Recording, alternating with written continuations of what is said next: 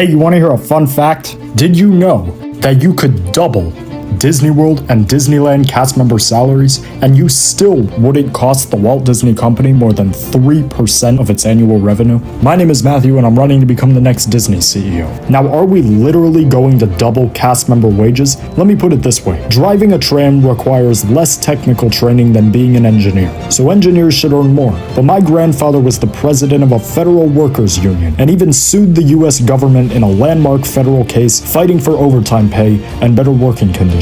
And his mother, my great-grandmother, wrote many letters to family and friends admiring President Roosevelt for his belief that running a business is great if you pay your workers livable income. So it's literally in my DNA to believe both tram drivers and engineers are entitled to a dignified life regardless of their job, where they can pay their bills, afford rent, fill their gas tank, and still have time and energy to thrive outside of work. So no, we're not arbitrarily doubling wages. In fact, a lot of people working at Disney already make good money, but many others can't afford their rent, can't afford gas, and the neglect of workers is fundamentally at odds with Roy Disney's legacy, who worked closely with unions after the 1941 Disney Studios strike to ensure workers were treated with dignity and had upward mobility. So if I do have the honor of raising wages as your next Disney CEO, starting at $27 an hour at Disneyland and $24 an hour at Disney World, cast members will thrive,